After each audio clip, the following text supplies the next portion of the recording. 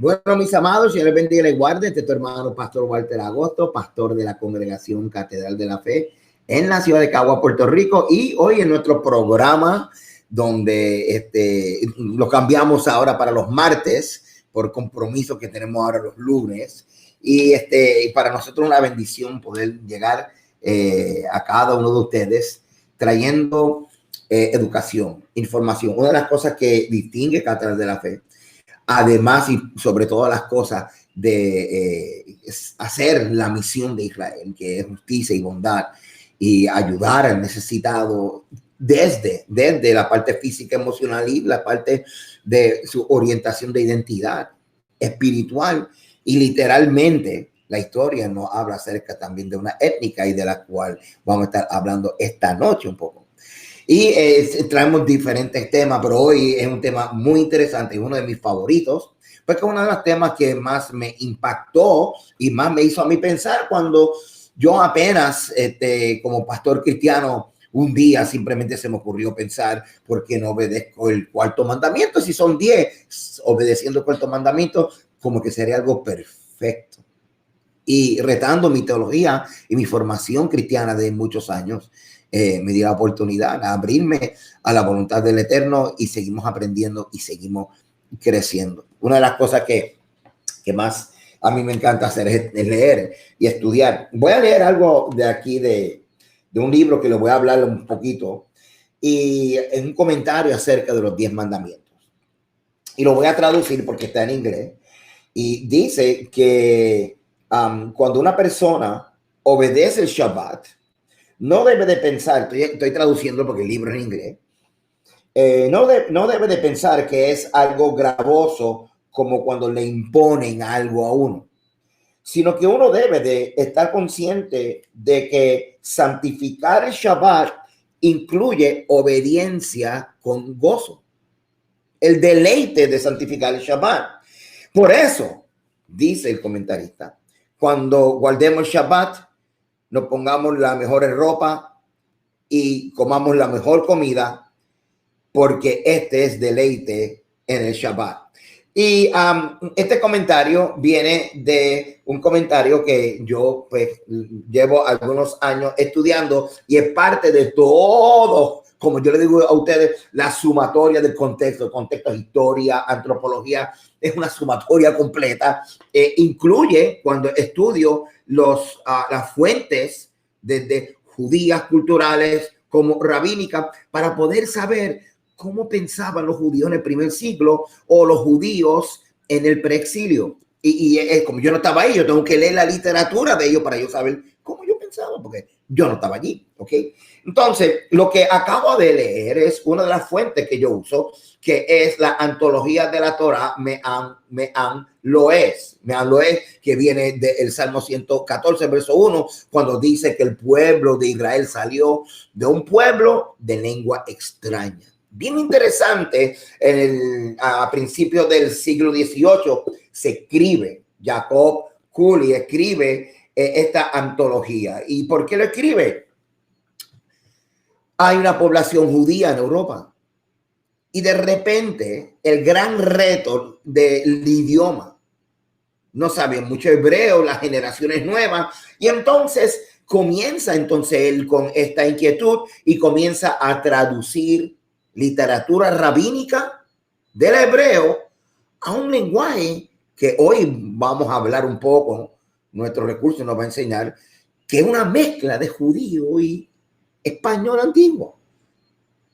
Y bien interesante, porque ahora, gracias a este libro, esta comunidad, comenzando en Turquía y regándose por toda Europa, incluyendo España, ahora tienen acceso a literatura rabínica impresionante, porque en los comentarios, no es que estoy mercadeando este libro, porque no me gano nada, me gano la satisfacción de que juntos vamos a seguir aprendiendo. Pero este libro, si lo puede adquirir, es una antología, yo lo estoy comprando poco a poco. Si usted mira aquí, los que son amarillos son estos. Ok, yo lo estoy comprando poco a poco. Entonces, bien interesante porque este libro viene con comentarios de la Mishnah. Así que yo tengo aquí la Mishnah, pero es literatura de la Torah oral. Y tiene comentarios de la Torah, dividir en la parashá, comentarios de la Mishnah. Tiene comentarios de la Mishnah Torah. Tiene comentarios del Shulchan Aruch. Y es bien interesante, hermano, porque nada de esto estaba disponible para esta comunidad judía que estaba en Europa por causa de la barrera del lenguaje, hasta que este hombre, junto con otros rabinos, porque él apenas escribió parte de Génesis, 2/3 partes de Éxodo, hasta que él comenzó a escribir todo esto en este lenguaje que hoy vamos a aprender. Recientemente, hace un par de años, fui a España y en la graduación de mi hija. Mi hija, pues, en sus vacaciones siempre iba a diferentes sitios allá en España, y uno de los sitios que ella más disfrutaba era lugares donde vivían judíos o viven judíos. Y ella siempre me decía, papi, voy para acá, porque ella le preguntaba a sus amistades dónde hay sitios donde yo puedo ver donde viven judíos o vivían judíos. Así que ella fue a Toledo, ella fue en muchos sitios. Cuando yo fui allá a su graduación, ella me dijo, papi, te voy a llevar a 2 sitios bien especiales. Y uno de los sitios que me llevó, donde pude ver una aldea judía, hermano. Sí, sumamente interesante, y tengo todavía un montón de fotos ahí. Tuve la oportunidad de ir a 2 sinagogas y fui y compré unos libros que recomiendo, de Jesús Peláez del Rosal, La Sinagoga, muy bueno. Compré este otro libro, Los judíos de Sefarad ante la Biblia, y Los orígenes del pueblo hebreo.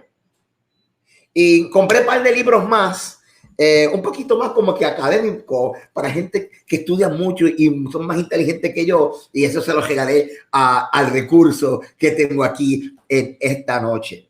Esta noche tengo el honor y la bendición, y gracias a Dios, después de vencer con tantas situaciones técnicas, tengo esta noche la bendición de poder tener una amiga, una hermana en el Mesías, y que yo he aprendido tanto con ella, y para mí es un honor y una gran bendición que mi hermana, la doctora Ana Alicea, haya podido sacar de su tiempo y de su agenda para estar con nosotros los próximos 2 martes hablando acerca del legado judío en la cultura puertorriqueña. Doctora Alicea, Dios te bendiga y te guarde. Gracias por estar con nosotros en esta noche. Amén, amén. Shalom.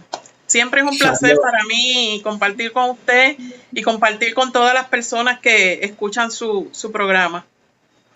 Eso es así, Ana. Pues para la gente de Catedral de la Fe te conocen, tú eres también de Catedral de la Fe. Me imagino que sí. Si alguna vez te preguntan, además de la comunidad de la sinagoga donde eres miembro, me imagino que también dice, y también soy miembro de Catedral de la Fe. Así que eso es así, eso es así. La doctora Ana Alicea, muchos la conocen, pero para aquellos que no la conocen, y siempre me gusta hablar un poquito acerca de nuestros recursos.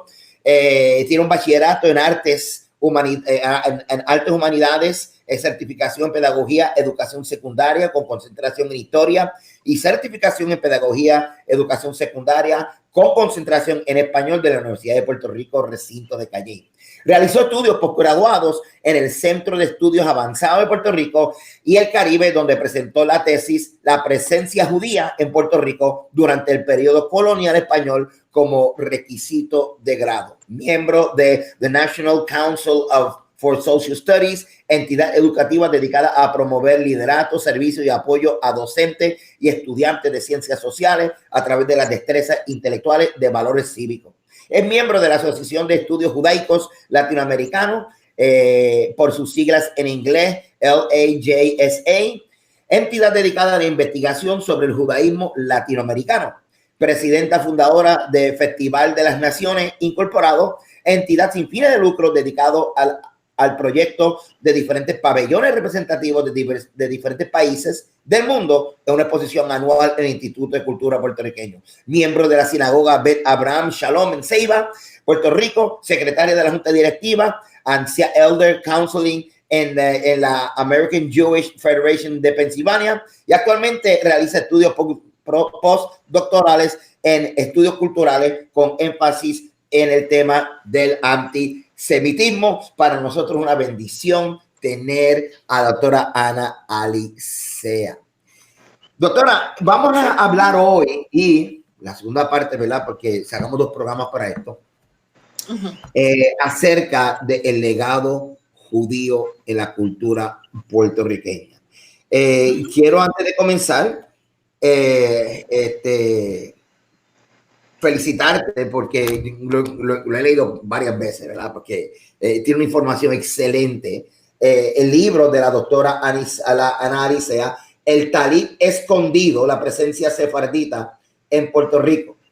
Y la información que usted va a estar escuchando en esta noche, gran parte está en este libro. Y te digo gran parte porque hoy vamos a escuchar el autor del libro, así que ella dirá y muchas cosas que a lo mejor no le dio tiempo a escribir aquí, pero le recomiendo este libro que lo podemos conseguir en Amazon, ¿verdad? Está en Amazon, y así lo busca, El Talí Escondido, y se los recomiendo literalmente. Ok. Gracias. ¿Qué es todo esto de la cultura judía? Yo creo que nosotros éramos solamente africanos, españoles e indios, y de repente la cultura judía, y yo sé, los judíos están dispersos por todo el mundo.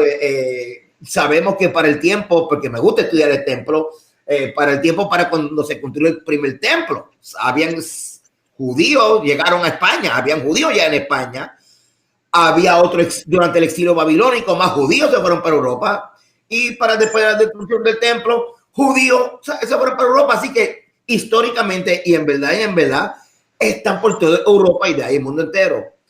Pero ¿qué tiene que ver Puerto Rico con esto? Y así que ayúdame, ilústrame, edúcanos. Bueno, es mucho lo que se puede hablar sobre la aportación de los sefarditas a la cultura puertorriqueña. Sefarditas, ¿quiénes son los sefarditas? Sefarditas. Bueno, vamos a ir primero un poquito a lo que son nuestros orígenes. Como usted mencionó, nosotros somos una mezcla, y eso es lo que nos enseñan en las escuelas. Nosotros Exacto. Somos una mezcla de español, africano y de los indígenas. Ajá. Y no está mal, no está lejos de la verdad. Y nos enseñan también que de los africanos, pues llegaron aquí de diferentes partes de África, diferentes tribus, con diferentes costumbres, diferentes tradiciones, diferentes lenguajes, idiomas. Y es cierto. Nos dicen también que de los indígenas había también diferentes culturas que se unieron, formaron la cultura Igneri, la que existía aquí en Puerto Rico cuando llegaron los europeos. Y cuando hablamos de los españoles, pues lo dejan ahí. Españoles. Somos una mezcla de españoles también. Pero no nos dicen que de entre los españoles llegaron aquí también diferentes grupos de diferentes partes de la península ibérica, que también traían diferentes culturas, diferentes costumbres, diferentes tradiciones e incluso diferentes dialectos y lenguajes.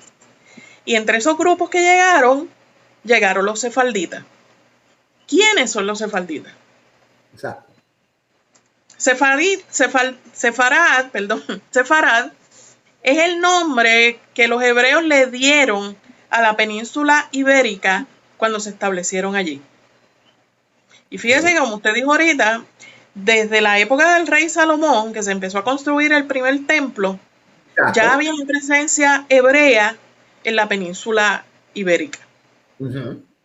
Se establecen allí porque Salomón hace tratos con el rey de Tiro para que con las flotas mercantes que él tenía trajeran de allá oro, plata, diferentes tipos de árboles y de maderas que se iban a usar para la construcción del templo. Y es ahí cuando diferentes comunidades de hebreos se van a establecer específicamente en lo que hoy conocemos como el sur de la península ibérica. Claro, después de ahí se siguieron esparciendo más hacia el norte, pero los primeros asentamientos de hebreos los vamos a encontrar en el sur. Por ejemplo, tenemos allí una población que se llama Cádiz, Exacto, que viene de Cades Barnea, que es una región que había también acá en Eretz Israel. Y así por el estilo. Se establecen allí y ya después de ahí vamos a tener que en el año 900 aparece el profeta Abdías, que es el primero que está hablando de Sefarad. Pero cuando los hebreos se establecen aquí en la península ibérica, el nombre que tenía la península ibérica era Tarsis. La misma Tarsis que vamos a encontrar en las Sagradas Escrituras. Es la misma Tarsis a donde huyó Jonás. Cuando el Todopoderoso le dijo, ve a Nínive y háblale a esta gente para que hagan teshuvá, hagan retorno. Y Jonás no quiso ir allá. Se fue ¿a dónde? A Sefarad, a Tarsis. Porque Tarsis era la frontera más lejana. Si nos vamos al Mediterráneo, con relación a Israel, la península ibérica es la frontera más lejana en el Mediterráneo. Jonás quería huir a la parte más lejana, donde nadie lo encontrara. Lamentablemente nadie se puede esconder a la presencia del Eterno. Amén. Así que no llegó a Tarsis, porque todos sabemos, ¿verdad?, la historia de Jonás. Tuvo que regresar y cumplir su cometido en Nínive. Exacto. Así que ya después de ahí, como les dije, Abdías está hablando de esta comunidad que está en Sefarad. Y no es que él solamente hable de ellos, sino que es una profecía que yo entiendo que se va a cumplir en nuestros tiempos. Y de eso, pues, vamos a hablar un poquito más adelante. Ahora, ya para el año 722, antes de la era común, se da lo que es la división, se había dado la división de los dos reinos, y estas tribus que están al norte van a ir cautivas por los ejércitos de Asiria.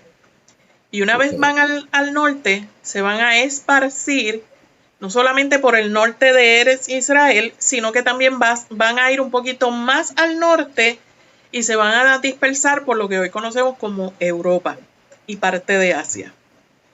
La mayoría de esas 10 tribus, lamentablemente, no regresaron. No regresaron. Y muchos le llaman las tribus perdidas. Yo no le llamo las tribus perdidas. Para mí están dispersas, pero perdidas no están. En su momento, ¿verdad? Pues ya se va a descubrir quiénes son. Ahora, ya para el año 520, antes de la era común, llega aquí un grupo de tribus que se van a conocer como los iberos. ¿Quiénes son los iberos? Hay diferentes historiadores y yo concurro con algunos de ellos que dicen que estos iberos son tribus de hebreos que se movieron al sur de España. Fíjense que estamos hablando aproximadamente 500 años antes, ¿verdad?, de la era común. Se mueven allí a España, se van a establecer allí y miren la influencia tan grande que tuvieron estos iberos que a la península completa se le va a llamar como península ibérica. O sea que la influencia que esta gente tuvo fue una influencia bien grande. Se van a unir allí con estos hebreos que ya están ubicados en estas regiones y ahí es donde van a formar estas nuevas culturas ibéricas que se van a dispersar por toda la península. En ese mismo periodo tenemos al norte de España entrando a los celtas que van a cruzar por los Pirineos y por un río que hay al norte de España que se llama el río Ebro. Y hago énfasis en estas palabras porque no sé si ustedes van viendo el juego de palabras que tenemos aquí. Por ejemplo, ibéricos, Ebro, que son palabras bien parecidas a lo que es hebreo. Ahora, ya para el año 63, antes de la era común, se da la invasión de los romanos y ya entonces toda esta región de lo que nosotros conocemos hoy como Israel está en manos de los romanos. Exacto. Y pues sabemos, ¿verdad?, cuál fue la influencia del Imperio Romano en este periodo. En el año 70 llega el general Tito, invade invade el territorio de Israel, invade Jerusalén específicamente, destruye el templo y muchas de estas comunidades judías que quedaban todavía en Israel, ellos las van a dispersar por todo el imperio. Y es ahí donde un grupo de hebreos van a llegar a la península ibérica, donde ya había comunidades de judíos establecidos allí, y entonces se van a unir, y ahí es donde se va a fortalecer esta comunidad hebrea que había en la península. Okay. Interesante. Fíjate que te hago este comentario antes de continuar. Una de las cosas que cuando estuve allá en España, que conocí al administrador de una librería, que si no me equivoco y usted me corrige, se le llama judería. Judería, ok.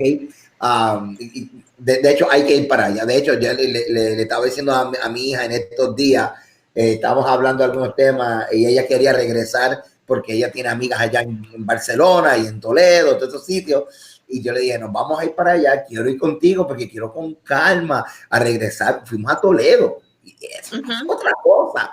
Y una de las cosas que me estaba diciendo allí el administrador es todo el conocimiento que ellos tienen de familias que hoy él está consciente que viven en Puerto Rico. Y eso a mí ok. O sea, él no me dijo, él no me habló Argentina, Perú, y sabemos que hay una trayectoria de muchos de los que estamos en Argentina, Perú, y que vinieron de allá a Puerto Rico.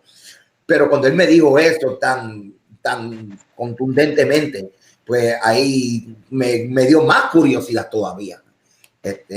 Y ahora con lo que estás diciendo, definitivamente estamos viendo que dentro de los 3 grupos étnicos que siempre nos han enseñado, hoy contigo pues estamos enfocándonos en uno de ellos y viendo el universo de opciones que hay para creer de que en la parte de los españoles vinieron lo que nos enseñaron aquí, lo que dejaron por primera vez aquí, talits, itzitzis, shofaris y otras cosas. Exactamente. Entonces tenemos ahí que, como usted dice, la ciudad de Toledo va a ser el centro de esta comunidad hebrea que se establece aquí en la península. Y Toledo en un momento dado llegó a ser, podemos decir, la capital de la península. Todo el comercio, todo lo que era la literatura, todo lo que era la educación, la medicina, donde se movía era ahí, en la ciudad de Toledo. Wow. Sí. Obviamente los judíos en este periodo influyeron en las artes, la literatura, la medicina, en la política, en todas las esferas estaban los hebreos presentes. Y fue gran parte del legado que dejaron allí en Sefarad. Tengo aquí unas imágenes que me enviaste. Déjame ver si lo puedo subir aquí para que me ayudes, para que nos explique qué es lo que estamos viendo aquí. Déjame ver cómo lo pongo aquí, para que nos ayude y nos explique qué es lo que estamos viendo aquí ahora mismo. Bueno, lo que estás viendo ahí. Sí. Okay, lo que ustedes están viendo ahí es una primicia. ¿Por qué le digo una primicia? Sí, es una primicia porque eso es una casa, perdón, eso es una hacienda que hay aquí en Puerto Rico, en un pueblo del centro de la isla. No voy a decir dónde y voy a explicar ya mismo por qué. Cuando yo hice el recorrido por esa hacienda con los descendientes de los dueños originales de la hacienda, que fueron los que la heredaron, yo me sorprendí de tantas y tantas cosas que vi allí. ¿Okay? La única foto que ellos me permitieron sacar fue esa. No me dejaron tomar más fotos. Porque no, hay alguna restricción, hay algo de la familia o... Es que es un lugar oculto. Era una hacienda en los montes de Puerto Rico, difícil de llegar, un poco inaccesible. Y esta familia estaban ahí ocultos. Y fíjense, si usted ve ahí la menorá, la está viendo ahí en la entrada. Sí. Tienen una menorá y en el centro del piso hay una estrella. Si usted se fija en ese, se ve ahí como un recipiente al lado de la estrella. Sí. Ese recipiente está tapando la estrella. Ellos lo movieron para que yo pudiera tomar la foto. Pero la estrella está oculta debajo de ese recipiente. La menorá ellos la sacaron afuera para que yo le tomara foto. No quisieron que le tomara la foto dentro donde la tienen. Yo obviamente, mi curiosidad, ¿por qué? Porque ustedes no permiten que esto salga a la luz y que la gente pueda venir y visitarlo, conocer la hacienda. Se conocen otras haciendas en Puerto Rico. Ellos me dijeron que no. Ellos hicieron la promesa a sus bisabuelos de que estas cosas no se iban a dar a conocer. ¿Y por qué tú piensas que es así? Porque es que sabemos que la mayoría de los hebreos que llegaron aquí a Puerto Rico vinieron huyendo de España. Vinieron huyendo de la Inquisición. Y cuando llegan aquí a Puerto Rico, una de las cosas que van a hacer es esa, ocultarse en la zona montañosa, en la zona menos accesible, lo más lejos de la ciudad, lo más lejos posible. Y entonces muchas cosas que ellos ocultaban era esto. Fíjense que tienen la estrella ahí en el centro del patio, pero la están tapando, la tapan con ese recipiente que tienen ahí. O sea, que nadie se daría cuenta de que hay una estrella de David allí. Veían el mosaico, pero no iban a identificar. Allá en Toledo, bien interesante, ahora que estás trayendo lo de esconder cosas. Una de las cosas, y yo tengo un video, no sé si te acuerdas, si te lo envié, impresionante. Yo estoy en la judería, escuchando a este señor con su acento español, hablando de la Torá, y entonces él estaba escuchando a este estudiante, yo haciéndole preguntas, y de repente cuando yo miro, Ana, me quedé en shock entre los libros y las cosas que ellos vendían, y yo vi una estatua así de grande de la Virgen María, y yo dije, aquí hay algo cultural que yo no estoy entendiendo, y yo me quedé calladito, me veo más bonito, tú sabes, pero no pude aguantar más, y él se dio cuenta que yo lo miraba. La pastora Marisa estaba conmigo y ella me dijo, papá, yo me quedé petrificada cuando yo vi aquello, ¿de qué es esto? Y yo dije, ¿le puedo hacer una pregunta? ¿Y qué esta Virgen María? Y él me dijo, por causa de la persecución, tuvimos que hacer tantas cosas. Y cuando me dijo, toma la estatua en tu mano, yo lo que en mi mano, y él me dijo, vírala. Cuando yo lo vi por debajo, dentro de lo que tenía era el rollo del Shema. Y yo dije, ¿pero qué hace ese rollo del Shema dentro de una estatua de la Virgen María? Eso es, ¿qué es esto? Idolatría. Y él me dijo, tuvimos que hacer eso para escondernos de los que nos persiguen.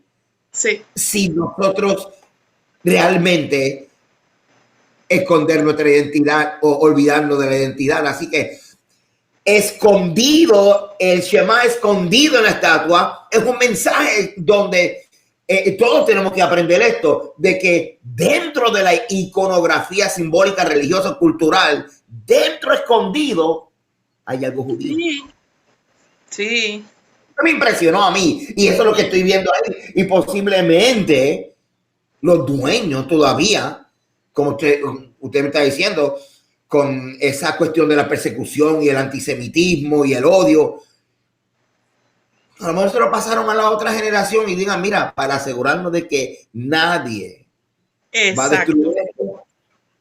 Wow. Eso es lo que se llama criptojudaísmo. Explícanos un poquito, el criptojudaísmo. El criptojudaísmo es estas personas que por causa de la Inquisición hacen conversión al catolicismo, pero secretamente, en oculto, siguen practicando la fe hebrea, siguen practicando la fe de sus padres. Y es así, ocultaban las cosas, ocultaban las menorás, ocultaban las hanuquías, ocultaban la estrella, las mesuzás las disfrazaban. Por eso que usted me está contando, eso es una mesuzá disfrazada.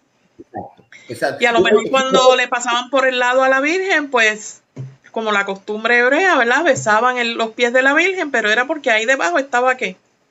El rollo. Estaba el rollo de Shabbat. Esto es bien importante para mí, doctora, hablar de estos temas, porque cuando yo comencé a estudiar raíces hebreas y comencé a enseñar raíces hebreas, uno de los, vamos a poner así, ataques en ignorancia, porque cuando somos líderes aprendemos una de las grandes lecciones y es no cojan nada personal para estar enfocado en la misión. Y entonces, pero el ataque fue bastante fuerte porque uno comienza a desilusionarse con gente que decían que eran mis hermanos, gente que decían que tú eres mi pastor, tú eres mi pastor hasta que obedezca los mandamientos. Entonces, y los otros amigos míos eran mis panas y mis amigos compañeros, ahora parezco judío. Entonces, cuando yo comencé a ver todo esto, me enfrenté a algo que nunca yo había experimentado, doctora, y era el antisemitismo. O sea, estamos invocando a un Dios, su Mesías es judío, y como que nadie quiere traer eso al tema. Así que tenemos nuestra versión greco-romana de todas las cosas y estamos tranquilos hasta que le hablemos la verdad. Así que te pregunto, doctora, y posiblemente tiene que ver con el título de tu libro, El Talí Escondido. ¿Qué diferencia o existe lo que se llama historia oculta e historia pública? ¿Tiene algo que ver con esto? La historia oculta, el talí escondido, lo que estás trayendo versus la historia que todo el mundo quiere que se escuche. Definitivo. La gente algunos no quieren que se escuche. Definitivo. Casi toda la historia que aparece en los libros es lo que se llama la historia oficial. Que es exacto. La que todo el mundo lee. Exacto. La que quieren que escuchemos. Van a presentar las cosas, pues, superfluas. Superfluas quiere decir, pues, por encimita. Lo que se ve, lo que se percibe. Pero no van al meollo del asunto, como yo digo. Por eso es que está lo que los historiadores llamamos la historia oculta y la historia oficial. Esa historia oficial es la que se presenta en los libros, bien bonita, bien adornada, pero está la historia oculta, que es esta historia que nunca se cuenta, donde no se habla de muchos personajes que intervinieron en la historia, pero se quedan ocultos, no toman protagonismo. Se habla también, no se mencionan lugares, no se mencionan eventos, y entonces esa historia es la que muchos historiadores estamos tratando de sacar a la luz. Por ejemplo, eso mismo que hablamos ahorita de los iberos. Muy pocos historiadores están de acuerdo con la idea de que los iberos puedan haber sido parte de las 10 tribus que estaban dispersas, que fueron dispersas y que estaban, vamos a decir, en un momento dado estuvieron errantes porque no regresaron a su tierra, estuvieron dispersos. Pues entonces hay evidencia suficiente de que esta gente cuando llegaron a la península ibérica, pues se cree que eran hebreos, porque muchas de las cosas que ellos trajeron a la península ibérica fue técnicas de agricultura, y dentro de las técnicas de agricultura trajeron el cereal, y entre los cereales trigo y cebada, que todos sabemos bien, ¿verdad? Lo importante que es el trigo y cebada en la cultura hebrea, especialmente en el culto del templo. Ellos trajeron vino, vides, de donde sale el vino, trajeron también olivos, de donde se saca el aceite, y ellos mismos establecieron allí un mercado bien, bien fuerte, donde se producía vino, se producía aceite y se producían panes que eran la delicia de todo el Mediterráneo en este momento. Dentro de esa historia oculta, pues miren, ahí están los cristos judíos. Okay. Están los cristos judíos. Esa historia que no se cuenta. Yo entrevisté muchas personas que me hablaban de tradiciones y costumbres que tenían sus abuelos, sus bisabuelos. Y cuando yo les decía, ok, ¿y tú sabes lo que eso significa? Me decían, sí, yo sé lo que significa. ¿Qué significa? No te puedo decir. Y yo, ¿por qué no me puedes decir? ¿Es algo malo? No, no es malo, al contrario, es algo bien bonito, pero no te lo puedo decir. ¿Por qué? Porque le hice el juramento a mi bisabuela, a mi bisabuelo, de que no iba a revelar de dónde venía eso. Y son costumbres nuestras, costumbres de los hebreos. Por ejemplo, todos los viernes en la tarde, encender 2 velas. Yo me topé con una señora ya de 81 años cuando la entrevisté, que ella encendía todos los viernes 2 velas en su casa. Y yo le pregunté, ¿por qué? ¿Y por qué usted las enciende? Porque mi abuela lo hacía. ¿Y usted sabe por qué su abuela lo hacía? Sí. ¿Por qué? No te puedo decir. Le juré a mi abuela que nunca lo iba a decir. ¿Ves? Eso es historia oculta. Esa es la historia que nosotros necesitamos descubrir. Por eso es que yo siempre le digo a mis estudiantes y les digo a todas las personas con las que hablo este tema, hablen con sus abuelos, hablen con sus bisabuelos si están vivos. Aprovéchenlos, pregúntenles sobre todas estas cosas. Recientemente estuve hablando con una muchacha que cuando yo puse una foto de una caja de Maxo en mi Facebook, ella me dice que vio esa caja y comenzó a llorar. Y entonces yo le digo, ¿pero por qué te causa sentimiento? Y me dijo, porque mi abuela todos los años en Cuaresma nos llevaba a la casa de ella, nos hacía chocolate caliente por la noche y sacaba esta caja de galletas y nos daba una. Y después la escondía para que nadie viera la caja de Maxo que ella tenía guardada en lo que, ¿verdad?, comúnmente se conoce por ahí como la Cuaresma. Sabemos que la fiesta de Pesas que nosotros celebramos, la mayoría de las veces coincide con esta Semana Santa o con la festividad del tiempo de Cuaresma que celebran especialmente la Iglesia Católica. Y son cosas que nosotros tenemos que descubrir. La historia la escriben ¿quiénes? Hay un refrán que dice, la historia la escriben los vencedores. Claro. Y es cierto. Claro, es cierto. Y ocultan sus pérdidas. Y claro. Antes que se me olvide, hablaste ahora mismo acerca de los católicos. Ajá. Antenoche, por primera vez, me interesó ver, aunque no lo crean los que me están escuchando, toda una misa católica. Estaba viéndolo por televisión y de hecho estaba conversando con Eliu Arroyo. Estaba conversando con él y le estaba diciendo, Eliu, te vas a sorprender. Estoy mirando la mesa de la Iglesia Católica. Y a que no sabe a qué me estoy acordando, de la mesa mía en el Shabbat. En mi mesa el Shabbat yo tengo vela, ellos tenían vela. En mi mesa yo tengo vino, ellos tienen vino. En mi mesa yo tengo pan, ellos tienen pan.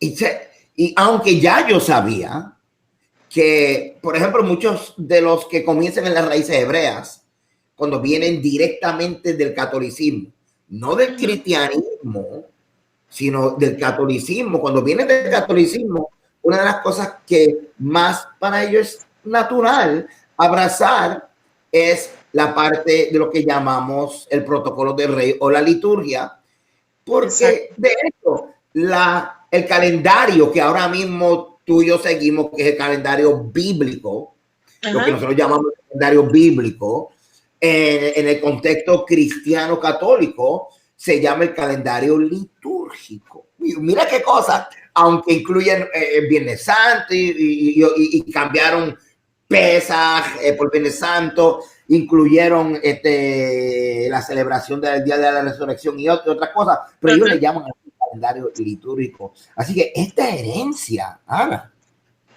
está por todos lados. Es como que niégame y como quiera me vas a ver. Exactamente. Pero tienes que mirar bien. Sí. Recordemos también que es que muchos de los documentos históricos, quien los está escribiendo, son monjes católicos, especialmente Ajá. la historia de América.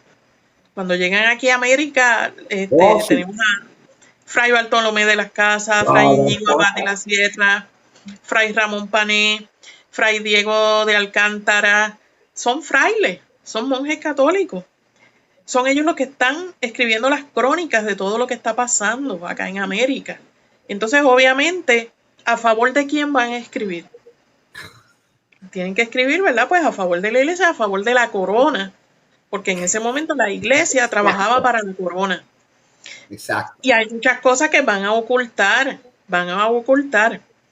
Una de las cosas de las que no se habla, cuando yo empecé a hacer mis investigaciones y empecé a buscar evidencia de la presencia hebrea aquí en Puerto Rico, una de las cosas que me dijeron en la arquidiócesis de San Juan fue, aquí en Puerto Rico no hubo judíos. Wow.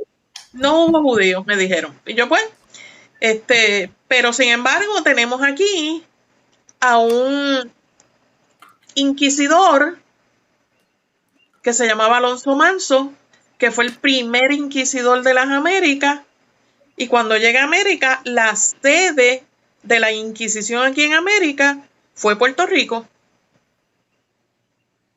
Entonces, qué curioso. ¿Por qué no lo mandaron a regiones en México? ¿Por qué no lo mandaron a Cuba, por ejemplo? ¿O por qué no lo mandaron a lo que hoy es la República Dominicana? Lo establecieron aquí en Puerto Rico. Entonces, ¿cómo me van a decir que aquí en Puerto Rico no había judíos cuando la Gran Inquisición se establece en América con sede en Puerto Rico? Y hay muchos registros, muchos registros. Los registros están ahora mismo en España. Casi todos los registros están allá. Los pocos que hay aquí en Puerto Rico, la iglesia lamentablemente se niega a darlos. Se niega al acceso. No permiten que uno llegue hasta donde están esos archivos. Lamentablemente. Y los que hay en España, pues también tienen que ser con un código, están encriptados, hay que entrar con unas claves que solamente le proveen a los historiadores.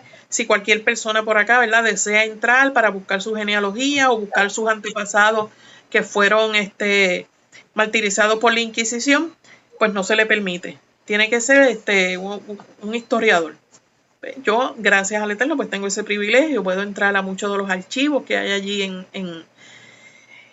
en Sevilla, pero es bien difícil, aún así es bien difícil. Todavía al día de hoy, la iglesia en España niega esa persecución y esa inquisición que hubo aquí en América, lamentablemente. En España comienza esta persecución abierta con un matrimonio real. Luego de ese matrimonio real, entonces se libera un suceso, unos eventos en suceso que nos lleva hasta lo que conocemos el descubrimiento de América, otro cliché de la historia oficial. Ok, háblame un poquito acerca de todo esto de la unificación de España, de Fernando de Aragón y de Isabel de Castilla. De ahí en adelante ocurre unos eventos históricos que nos llevan hasta este personaje de Colón y demás. Háblame, hazme un resumen acerca de todo esto, porque ya es una parte donde mucha gente se van a comenzar a conectar las cosas. En 1469, la iglesia arregla el matrimonio de Fernando de Aragón con Isabel de Castilla. Ellos lo que querían era unificar a España, porque España estaba dividida, ¿verdad?, en diferentes reinos, en diferentes regiones. Y ellos querían unificar a España en un solo territorio para poder consolidar el catolicismo y convertirlo en un estado católico que trabajara en función de la iglesia. Se da este matrimonio y inmediatamente empiezan las persecuciones contra las juderías que había en España. Empiezan a perseguir a los judíos, se solidifica en España lo que es el Santo Oficio de la Inquisición, que de santo no tenía nada. Y el principal propósito de ellos era perseguir, ¿verdad?, a estos hebreos, a quienes se les dio la oportunidad, digo yo oportunidad, ¿verdad?, de convertirse a la fe católica a cambio de preservar la vida y preservar sus propiedades. Si no aceptaban la fe católica, pues obviamente tenían otras dos opciones: o morir o abandonar el país, abandonar el territorio. Esas son las opciones que se dan. Y en esto hay de todo. Hubo algunos que prefirieron abjurar de la fe de sus padres, prefirieron negarla, rechazarla, hicieron conversión al catolicismo para poder preservar sus propiedades, poder preservar sus títulos, las riquezas, todo lo que tenían. Hubo otros que no, que dijeron no hago conversión, prefiero entonces irme. Y se le dio un plazo a los hebreos para salir de España. El plazo fue el 2 de agosto de 1492. ¿Qué sucede?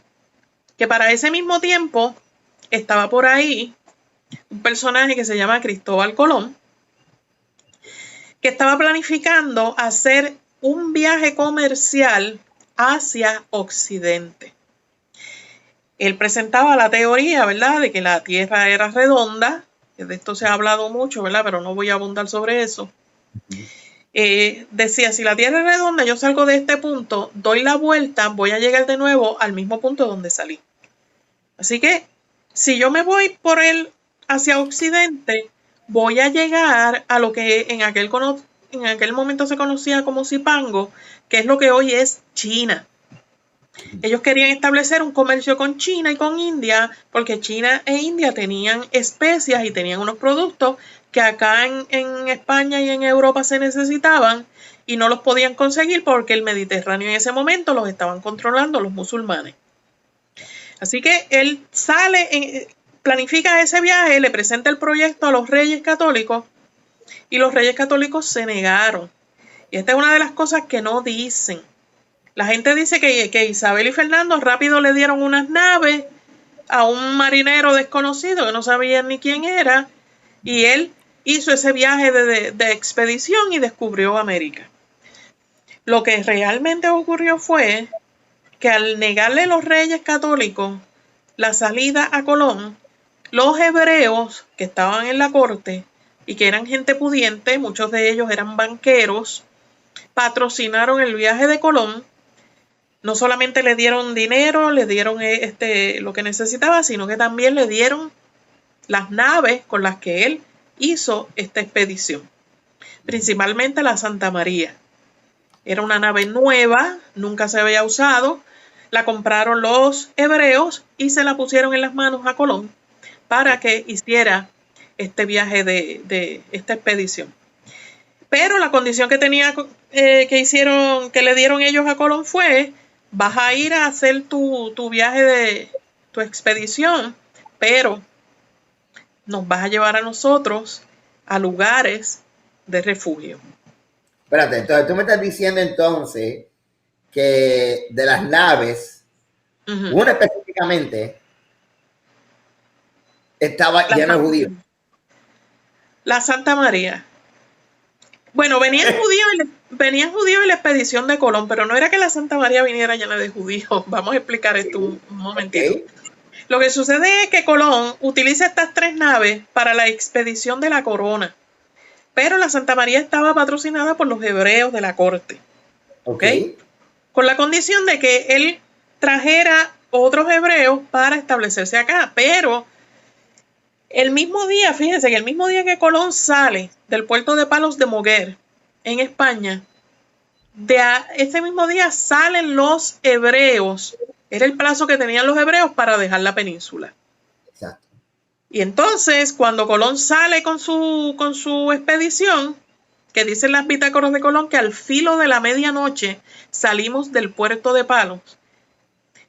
Dice también en bitácoras ocultas que él tenía, que están en posesión de los descendientes de Colón, dice que venían siguiéndolo 15 naves llenas de hebreos. La misma ruta que él traía, a una distancia razonable, venían los hebreos siguiéndolo. Por eso es que cuando llega acá a América, la historia oficial dice que esa nave, la Santa María, encalló en la República Dominicana a causa de una tormenta, y entonces con esa madera construyeron el fuerte de la Navidad. Le llamaron la Navidad porque la tormenta supuestamente había pasado un 25 de diciembre, que es lo que llaman el día de Navidad.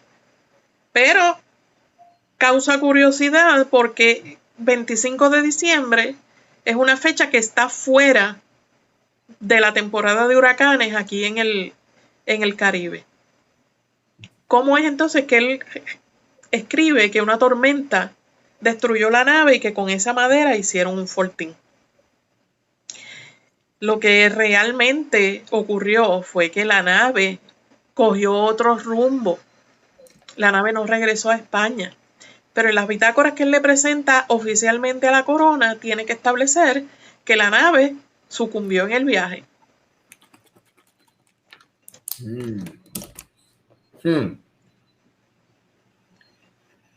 Te pregunto, yendo un poquito más para atrás, bajo la presión de convertirse al catolicismo, que algunos cedieron a la presión.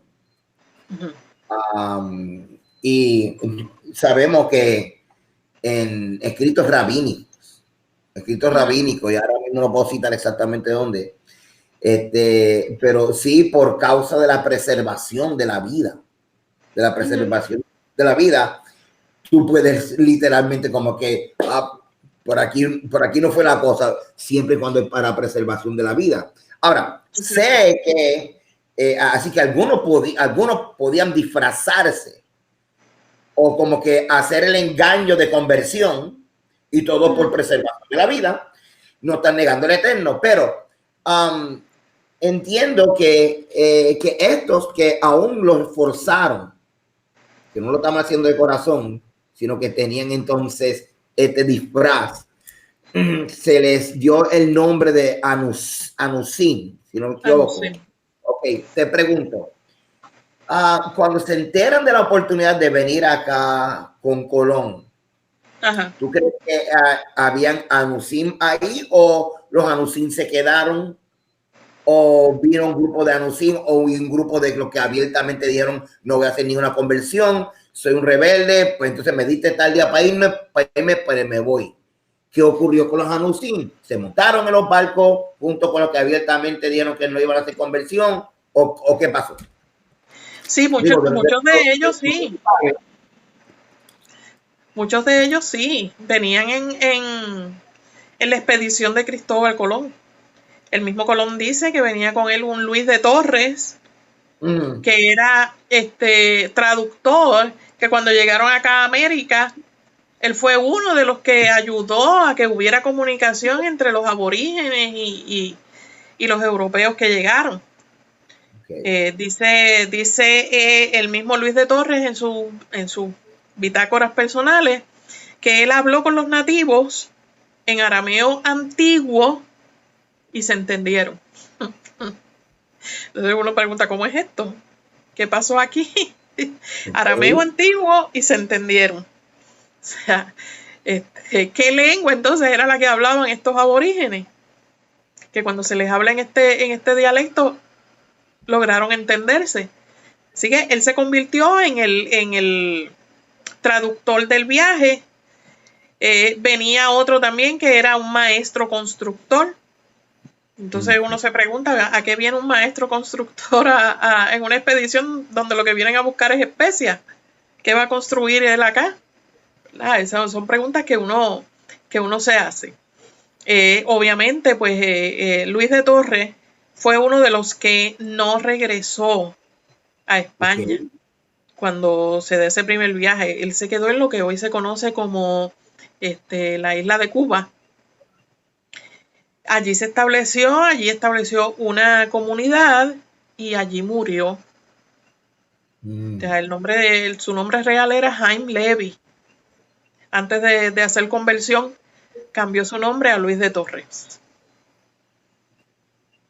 Y existe la posibilidad de que muchas personas que tengan sus nombres y sus apellidos, incluyendo nombres de lugares, entonces estén tan ocultos como la historia oculta que buscan algunos historiadores.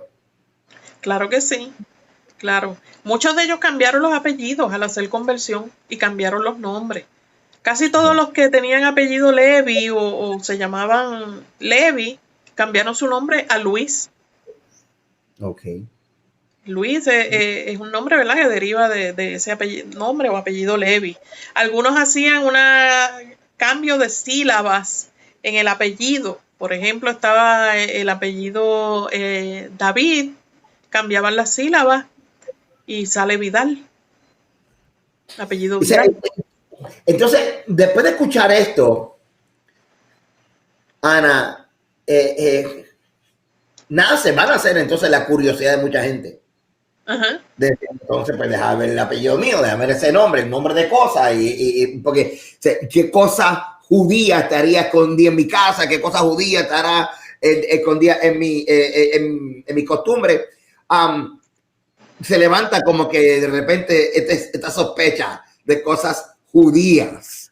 Me estás hablando de nombres judíos, nombres hebraicos que ahora están escondidos en nombres que para nosotros son comunes, como de Luis. ¿Qué otra cosa podemos encontrar? Podemos decir, eso está medio sospechoso dentro de lo que es voy a usar el título de tu libro, Talits escondidos por ahí. Sí, bueno, están los nombres, los apellidos, muchos de ellos cambian apellidos. Y hay otras cosas bien ocultas en la cultura puertorriqueña que nosotros, cuando conocemos la fe hebrea, nos damos cuenta de que, wow, aquí hay algo raro. Aquí hay algo que, porque por ejemplo, en mi familia, mis hermanos y yo casi todos tenemos nombres hebraicos. Ok. Ana, Sara, Rubén, Joel, ¿verdad? Son nombres que nos pusieron mi papá, ¿verdad? En la fe que profesaban, pues vamos a ponerles nombres bíblicos, pero eran nombres de lo que se llama el Antiguo Testamento, que eso era bien raro dentro del cristianismo. Okay. Entonces había algunas abuelas o bisabuelas que no importaba el nombre que tú tuvieras, te iban a llamar por otro nombre. Y casi siempre era un nombre hebraico. Ok. Por ejemplo, yo tengo una prima que se llama Hilda y mi abuela siempre le dijo Eva. De Hilda a Eva, pues hay una gran diferencia. Exacto. ¿Verdad? Y entonces a muchos de mis primos, pues ella les cambiaba el nombre, e incluso a algunos les puso nombres. Yo tengo un primo que se llama David. Tengo otros 2 primos que son gemelos, eran Daniel y Samuel. Y los nombres se los puso ella. Entonces yo, pues, ¿cómo que nombres hebreos, ¿verdad? Hebraicos dentro de la familia? Porque cuando se hacía conversión, pues los nombres que se usaban eran nombres, ¿verdad? De lo que nosotros llamamos el Nuevo Testamento o el Santoral. Nombres como Pedro, Pablo, Juan, Jesús, María. Son nombres del Santoral católico, vamos a ponerlo así. Sin embargo, los nombres que ella ponía, pues eran nombres casi siempre hebraicos. Entonces, yo, pues, una de las cosas que lamento es que ella no esté ahora presente para yo poder preguntarle por qué. Tremenda para entrevistar. Exacto. Sí. Yo la veía a ella también cuando preparaba los alimentos, cuando ella cocinaba, ella no sabía de letras, nunca fue a la escuela. Sin embargo, ella recitaba todos los salmos de David cuando estaba en la cocina preparando los alimentos. Y entonces la escuchaba a una: bendeciré al Señor en todo tiempo, su alabanza siempre estará en mi boca, y entonces echándole todos los ingredientes a la olla. Y uno acá como que ahora es que yo entiendo por qué era que ella hacía todo eso. Entonces habrán costumbres que para nosotros le llamamos costumbres de nuestros abuelos o cosas boricuas que realmente, pues, tengan escondido entonces alguna influencia judía? Mire, yo no sé si alguno de ustedes, especialmente los que son músicos, conocen la historia del cuatro puertorriqueño. Ok. El cuatro puertorriqueño es un instrumento que tiene 10 cuerdas. 10 cuerdas. Y es un instrumento que toda la información que yo he buscado del cuatro puertorriqueño dice lo mismo. No tiene un origen, es un origen incierto. Nadie a ciencia cierta puede decir quién lo inventó, ni cómo lo inventaron, ni dónde. Sí se sabe que surge de las montañas de Puerto Rico. Cuando nos vamos a las Sagradas Escrituras, ¿qué estamos encontrando ahí? Hay 3 salmos específicamente que hablan de un instrumento que se llama el decacordio. Y el decacordio no es otra cosa que un instrumento de 10 cuerdas, como lo es el cuatro puertorriqueño. Y en una ocasión yo estaba escuchando, ¿verdad?, lo que es un compositor en Israel que se dio a la tarea de rescatar los instrumentos del templo. Y los instrumentos del templo estaba el decacordio, obviamente. Cuando él presentó este decacordio, era prácticamente una copia casi fiel y exacta de lo que es el cuatro puertorriqueño. Wow. Así que si este decacordio, que era el que se tocaba en el templo, es bien parecido, bien similar al cuatro de nosotros, yo tengo la esperanza de que cuando se construya el tercer templo, el cuatro puertorriqueño esté allí. Bueno, espero. Claro. Y yo no sé ustedes, pero a mí el cuatro me encanta. La música del cuatro a mí me fascina. Pero vean acá, Ana, vamos a educarnos y vamos a educar a nuestra gente. Es que se emocionen. Pero como yo digo, estudia el contexto, emocionate en contexto, ¿ok? Porque cuando, que no vengan a decir 2 o 3 boricos allá en Israel, mira, claro, se copiaron de nosotros. No se copiaron de nosotros, es que el cuatro puertorriqueño era el decacordio judío. El decacordio que se tocaba en el templo. Sonaba casi igual, la variación era... Quizás no sonaba tan agudo como suena nuestro cuatro, pero sí era lo mismo. Y yo, ¿pero qué es esto? O sea, así que si hay alguien que me está escuchando, está viendo y toca cuatro, prepárese, que puede ser que tenga una oportunidad cuando estemos allí en el tercer templo. Eso es así. Mira, Ana, lo que me quedan son 5 minutos, pero tenemos todavía un programa completo. Y yo sé que la gente está bien contento con lo que estás compartiendo con nosotros y con lo que estamos aprendiendo. Y definitivamente, gracias a Dios, y yo lo sabía, que necesitamos 2 programas para esto. Pero quiero cerrar con algo que ocurrió en nuestra congregación y está conectado a lo que dijiste ahorita. En cuanto a lo que a veces la gente siente cuando ven estas cosas. Cuando por primera vez enseñamos en Catedral de la Fe Shema.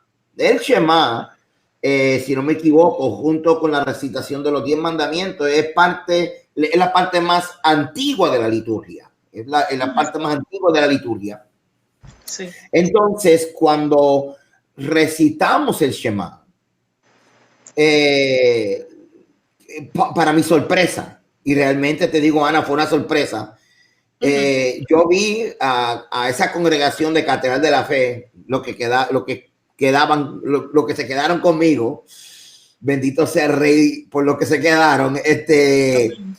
Y yo escuché literalmente, Ana, cuando comenzaron a llorar. Y después del servicio en el parking, la gente diciendo, pastor, leía las letras y mientras escuchaba todo ese coro, éramos unas 60 y pico de 70 personas máximo, la gente estaba llorando y o sea que creo que esto es una combinación de historia, pero también nos ayuda a nosotros en ese encuentro emocional de nuestras raíces étnicas escondidas en la cultura general puertorriqueña. Para cerrar esta parte, voy a cerrar con una pregunta que lo vamos a contestar la semana que viene. Ok. Pero también entonces quiero unas palabras finales tuyas para hoy. Así que la pregunta es esta, pero lo vamos a trabajar la semana que viene. Entendiendo de que vinieron estos judíos a Puerto Rico, eso quiere decir que todos los puertorriqueños son descendientes judíos, todos los latinos son descendientes judíos. Eso lo vamos a dejar ahí sobre la mesa y unas palabras finales, porque yo sé que la gente está deseoso ya de que mañana sea martes otra vez. Cuando el Todopoderoso hizo pacto con el pueblo de Israel en el monte Sinai, que eso lo vamos a conmemorar ya la semana que viene. Exacto. El Padre Celestial le dijo al pueblo de Israel: hoy hago este pacto con ustedes, los que están aquí, y con los que no están. Quiere decir que ya nosotros estábamos en la mente del Todopoderoso. Wow. El Padre Celestial estaba haciendo pacto con nosotros también, con los descendientes de todos aquellos que estaban allí en aquel momento.